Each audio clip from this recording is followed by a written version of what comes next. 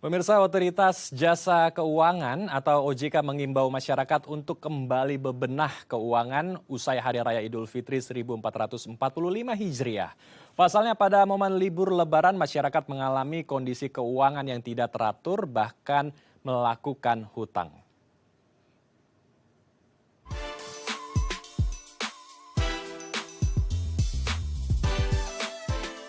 Momen libur Lebaran menjadi momen yang paling ditunggu untuk kembali ke kampung halaman, berkumpul bersama keluarga, dan pergi berlibur. Karena itulah, momen libur Lebaran menjadi momen yang memakan banyak biaya.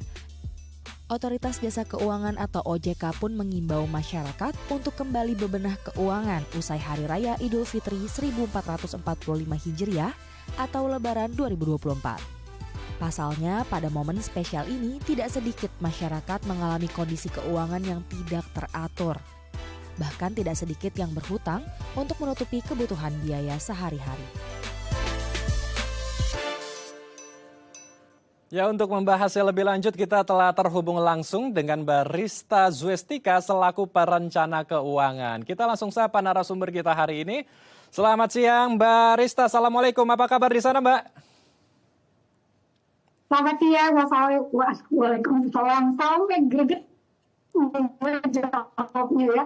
Oke, Mas Andrew, alhamdulillah baik. Mas Andrew, aku juga mengucapkan minal aizin wal faizin, mohon maaf lahir dan batin. Minal aidin wal faizin juga, maaf lahir batin. Baik, kita langsung saja membahas tentang bagaimana mengatur keuangan usai Lebaran, Barista. Biasanya pas setelah Lebaran bukan hanya diri kita yang kembali ke fitri, kembali fitrah, kembali ke nol, tapi dompet, kantong kita biasanya juga kembali ke nol, Mbak. Karena begitu euforia merayakan Lebaran bersama keluarga ya. Nah, untuk mengecek kesehatan keuangan, bukan kesehatan diri kita, fisik, karena kita pasti banyak euforia makan di kampung halaman. Bagaimana sih Mbak cara mengecek kesehatan keuangan kita dan indikator apa saja yang perlu kita perhatikan untuk menentukan nih kesehatan keuangan kita baik atau tidak? Oke, baik Mas Andrew, benar sekali gitu ya, bukan hanya kondisi fisik aja yang kita harus cek, yang paling penting adalah dari sisi kondisi keuangannya gitu ya. Seharusnya memang Lebaran ini tidak menjadi momen gitu ya buat kita, karena ini adalah momen-momen yang setiap tahun itu selalu ada gitu ya. Dan jadi seharusnya masyarakat kita sudah mulai belajar dari setiap tahun apa sih yang harus kita persiapkan agar kejadian pada saat setelah Lebaran itu usai keuangan kita tidak jadi berantakan gitu ya. Karena ini adalah momen-momen yang memang sudah setiap tahun pasti terjadi. Tapi kalaupun memang sebenarnya sebelum Lebaran ini memang sudah diatur tapi ternyata masih boncos juga gitu ya. Karena Lebaran ini kita kembali fitrah, tapi ternyata dompet kita juga kembali ke nol, itu kata Mas Andrew tadi gitu ya. Oke, apa sih yang harus kita perhatikan? Ada beberapa poin sebenarnya Mas Andrew yang harus kita perhatikan untuk memperbaiki kondisi keuangan kita saat ini. Yang pertama adalah kita mesti evaluasi dulu dari pengeluaran kita yang kita lakukan pada saat mudik Lebaran kemarin gitu ya. Kita mulai mencatat dan menghitung kembali pengeluaran yang kita lakukan baik selama bulan Ramadan bahkan sampai mudik itu selesai gitu ya. Nah, kemudian kita mulai identifikasi nih gitu ya, pengeluarannya ini berlebihan di pos-pos yang mana? Apakah di pos misalnya berbagi dengan keluarga, apakah di pos akomodasi gitu ya, apakah di pos untuk belanja oleh-oleh dan lain-lain. Kita juga mesti cek dulu gitu ya. Nah, kemudian yang ketiga kita pelajari pola pengeluarannya untuk memahami kebiasaan belanja dan potensi penghematan kita nantinya gitu ya. Jadi yang perlu kita lakukan pertama kali adalah evaluasi mau tidak mau dari pengeluaran yang sudah kita lakukan. Nah, kemudian setelah dievaluasi, baru kita bikin nih buat rencana keuangannya gitu ya. Ini karena kita mau ngomong apakah kondisi keuangan kita setelah Lebaran ini masih sehat atau tidak sehat gitu ya. Nah, kemudian yang kedua kita lakukan buat rencana keuangan. Oke, artinya ini mesti ditetapkan dulu. Keuangan kita setelah Lebaran ini mau kemana aja, apa akan kita keluarkan gitu ya. Nah, kemudian kalau bisa diusahakan adalah membuat prioritas pengeluaran. Dari skala prioritasnya kewajiban, kebutuhan baru keinginannya gitu ya. Karena bisa jadi pada saat momen Lebaran ini keuangan kita kondisinya sangat terbatas gitu ya. Tidak menutup kemungkinan juga masih banyak yang terlibat dengan hutang piutang setelah Lebaran usai gitu ya. Nah, kemudian kita cek dari sisi kondisi keuangan kita mulai dari dana darurat atau tabungan kita. Pada saat kemarin Lebaran atau mudik ini ada yang terpakai atau tidak. Kalau ada yang terpakai artinya ini menjadi PR. Bagaimana kita mengatur nanti strategi untuk investasi untuk menutup kembali dana tabungan atau dana darurat yang tidak kita pakai tadi gitu ya. Nah, kemudian kalau misalnya saat ini kita masih punya utang gitu ya, ini juga mesti kita cek juga apakah nanti kita masih sanggup lakukan pembayarannya atau tidak. Nah, ini juga harus dibuat strateginya. Nah, kemudian yang terakhir, alokasikan dana untuk menabung dan investasi karena tadi kita punya tujuan-tujuan keuangan yang tetap harus kita lakukan gitu. Ya, pada sistem lebaran ini tidak mau harus melakukan sistem penghematan gitu ya. Kalau tadi dari kesehatan pengurangan makanan-makanan yang harus kita makan gitu ya, agar tidak terjadi kolesterol dan lain-lain. Pada sisi keuangan kita mulai melakukan penghematan. Mulai satu batas pengeluaran-pengeluaran yang tidak terlalu penting, makanya tadi dibuat rencana prioritasnya wajib itu minimum gitu ya. Dan kemudian juga kalau memang masih ada kebutuhan-kebutuhan yang harus dipenuhi untuk sampai nanti gajian udah atau kemudian depan gitu ya. Coba lihat ada promo-promo atau diskon-diskon yang tentunya tidak sesuai dengan anggaran kita. Nah, kemudian bisa jadi kalau kemarin kita udah belanja di luar gitu ya, udah puas banget. Ada baiknya coba deh kita makan dulu makanan yang sehat, artinya kita memasak kembali makanan kita di rumah gitu ya. Nah kemudian kalau misalnya saat ini dana kita juga terbatas, bisa menggunakan transportasi gitu ya, yang memang bisa membantu penghematan dari sisi keuangan kita. Nah kemudian hindari belanja-belanja itu yang tidak terlalu penting karena bulan Ramadan kemudian di bulan kemarin saya rasa masyarakat kita tidak terlalu banyak belanjanya gitu ya. Nah kemudian tips tambahannya adalah yang perlu kita perhatikan adalah setelah kita itu kan cek mengulang keuangan kita gitu ya, apakah belum kita pakai dari tabungan, dana darurat, kemudian kita bikin rencana pengeluaran next seperti yang harus seperti apa gitu ya, maka dari sini baru kelihatan kalau ternyata gitu ya pendapatan kita gitu minus ini artinya ini keuangan kita jadi tidak sehat. Tapi kalau misalnya tadi kemudian tabungan kita dan adalah kita juga pakai, artinya ini juga ada kondisi yang harus segera diperbaiki. Nah, jadi kurang lebih seperti itu Mas Andrew gitu ya, yang bisa dilakukan adalah evaluasi dua rencana, kemudian tadi lakukan penghematan. Baik, jadi intinya kalau saya tarik garis kesimpulannya adalah kita melakukan rekap ya, kita merekap keuangan kita, melakukan evaluasi, kemudian baru bisa menentukan ya, kita bisa memproyeksikan pos-pos keuangan mana saja yang perlu kita taruh di sana. Tadi ada banyak sekali yang disinggung ya, mulai dari hutang, kemudian dana darurat dan investasi maksud saya. Saya mau mulainya dari dana darurat dulu karena kan memang setiap orang harus memiliki dana darurat ya. Minimal kalau tidak salah ya di 3 bulan ke depan harus ada dana darurat kita. Tetapi ketika seperti saat ini orang-orang sudah selesai lebaran, selesai liburan ke sana sini, habis semua uang yang ada di dompet, perlukah kita menarik semua dana darurat untuk menyesuaikan kebutuhan kita ke 3 bulan ke depan atau sebetulnya kita bisa menggunakan pinjaman-pinjaman yang mana kita bisa nanti menutup utang tersebut, Mbak Rista? Oke, ini pertanyaan yang menarik gitu ya, karena ini memang selalu ditanyakan ketika lebaran usai gitu Mas Andrew gitu ya. Jadi buat masyarakat Cina yang saat ini memang masih punya dana gitu ya, mengalami kekurangan dana, mungkin masih punya tabungan atau punya dana darurat gitu.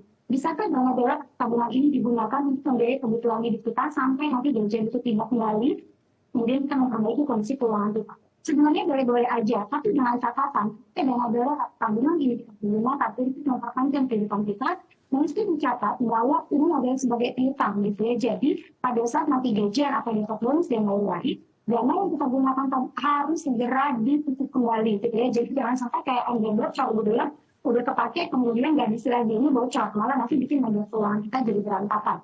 Jadi tidak masalah misalnya dana darurat atau tabungan digunakan gitu ya. Kalau memang kita kondisi keuangan kita urgent sekali, tidak ada sisa dana yang bisa kita gunakan. Boleh digunakan, tapi nanti pada saat kondisi keuangan kita sudah baik, ini harus dikembalikan sesuai dengan porsinya. Nah, Rizka juga mengingatkan untuk kebutuhan dana darurat kalau kita single adalah 6 kali. Kemudian kalau sudah berumah tangga belum memiliki KTP itu 9 kali, tapi kalau sudah berumah tangga itu 12 kali.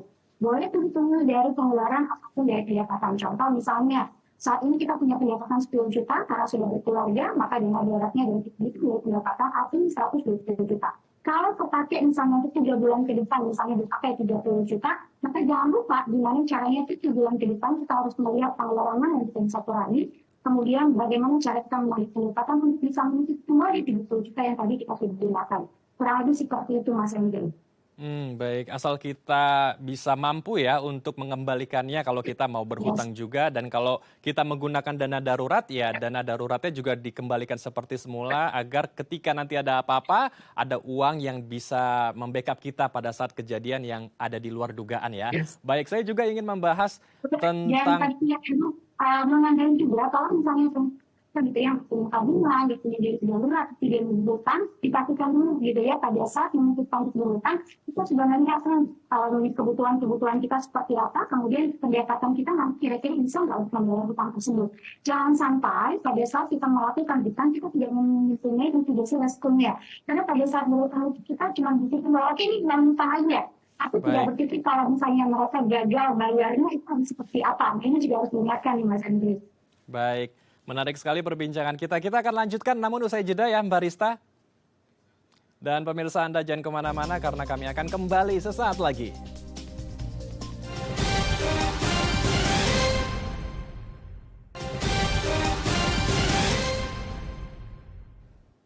Terima kasih pemirsa Anda masih bersama kami di Halo Indonesia. Kita akan lanjutkan perbincangan hangat kita bersama dengan Mbak Rista selaku perencana keuangan. Mbak Rista tadi sudah banyak sekali yang Mbak Rista jelaskan bagaimana agar kita bisa bijak mengelola keuangan usai Lebaran. Nah, supaya keuangan kita bisa kembali pulih, kembali normal lagi, perlukah juga untuk kita menambah pendapatan, Mbak? Kita mencari job lain seperti side hustle begitu, Mbak Rista? Oke, ini pertanyaan yang menarik gitu ya. Jadi kuncinya perencanaan keuangan itu adalah satu begini Mas.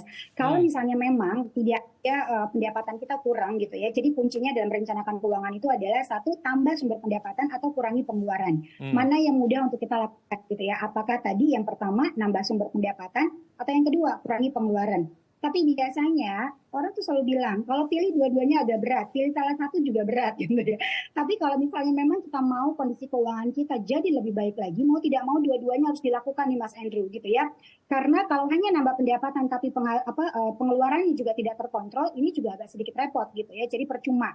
Jadi yang mesti dilakukan adalah dua-duanya. Kurangi pengeluaran, artinya membuat pengeluaran skala prioritasnya yang tadi seperti saya bilang di awal, wajib, butuh, dan ingin. Kemudian kita tambah pendapatannya. Nah, pada saat kita menambah pendapatan ini, kita juga sudah punya strateginya berapa sih nominal yang harus kita dapat gitu ya, untuk bisa memperbaiki kondisi keuangan kita. Apakah tadi yang kondisi keuangan kita kekurangan, ataukah kita yang pengen cepat lunas utang gitu ya, atau pengen punya tujuan-tujuan keuangan lain, memang mau tidak mau harus menambah sumber pendapatannya. Saat ini tuh begitu banyak sekali sumber pendapatan yang bisa kita lakukan gitu ya. Misalnya kalau kita perempuan itu banyak banget dengan kita gabung komunitas gitu ya. Peluang-peluangnya banyak banget. Atau lagi kita yang seorang karyawan itu juga diperbolehkan. Tapi ada beberapa juga perusahaan yang tidak memberikan kebebasan gitu ya untuk karyawannya memiliki pekerjaan sampingan. Jadi memang harus mengikuti term and condition-nya. Tapi dalam ilmu keuangan pada saat kondisi keuangan kita agak sedikit bermasalah, dua yang bisa kita lakukan, tambah pendapatan dan kurangi pengeluarannya, Mas Andrew. Hmm, itu dia yang perlu kita garis bawahi ya, kurangi pengeluaran dan tambah pendapatan agar keuangan kita bisa stabil kembali. Masih berbicara mengenai side hustle, ketika kita berada di zona tersebut, side hustle, perlukah kita juga melakukan pivoting ya, keluar sedikit di jalur, yang mana jalur itu juga sebetulnya bisa menjadi magnet untuk pendapatan tambahan kita, Barista? Ya, oke. Sebenarnya kan masyarakat kita ini kebanyakan berada di jalurnya zona nyaman gitu ya, Mas Hmm, Andrew. Padahal sebenarnya zona nyaman tidak sebenarnya benar-benar aman gitu ya. Jadi tidak menutup kemungkinan pada saat ini contoh misalnya Rista menjadi seorang perencana keuangan, tiba-tiba Rista menjadi seorang model gitu ya. Nggak apa-apa sih kalau misalnya kita keluar dari zona nyaman, ternyata itu memang bisa menghasilkan pendapatan buat kita gitu ya. Jadi bagaimanapun peluang-peluang itu bisa kita coba. Nanti dari sana ketahuan mana sih peluang yang sebenarnya benar-benar sesuai dengan passion kita, sesuai dengan apa yang kita mau, dan sesuai dengan apa sih target keuangan yang mau kita punya gitu Mas Andrew. Jadi saya rasa sih tidak masalah ya gitu. Baik, jadi tidak masalah asal di situ bisa ada pundi-pundi rupiah dan kita yakin kita bisa melakukannya ya. Oke, Yes, kalau betul. ada juga Ini orang, juga nih Mas Andrew. oke silakan. Tapi ya, tapi begini juga nih Mas Andrew. Kalau misalnya tadi kan kita keluar dari zona nyaman segala macam, tapi jangan sampai pada saat kita memiliki side hustle ini buat teman-teman yang punya main job utama, jangan sampai mengganggu gitu ya. Hmm. Jadi yang tujuannya tadi pendapatan malah jadinya membuat pendapatan jadi berantakan gitu ya. Asal jangan lupa tanggung jawab tugas utamanya lah ya, begitu. Oke, ada juga Ya. orang yang inginnya instan, shortcut begitu ya, pakai pinjol aja deh, pinjaman online ataupun kartu kredit. Sebenarnya ini sah-sah saja asal kita bisa melakukan pembayarannya secara rutin per bulan, atau sebetulnya jangan dulu, lebih baik kita side hustle saja sampai betul-betul proper dan firm baru kita bisa membeli sesuatu yang bisa kita butuhkan ke depan. Oke, ini tuh bisa kita bagi menjadi dua kategori ya Mas Andrew gitu ya. Kategori yang pertama adalah kita mesti lihat dulu. Sebenarnya kekurangan keuangan kita setiap bulan itu di angka berapa. Makanya tadi perlu dilakukan evaluasi atau financial check up atau dicek lagi kondisi keuangan ya, kondisi aset-asetnya dan kondisi utangnya. Jadi kita ketahuan berapa sih minus atau kekurangan kita yang terjadi setelah lebaran ini gitu. Atau misalnya yang memang minus setiap bulannya. Jadi kita mesti tahu dulu.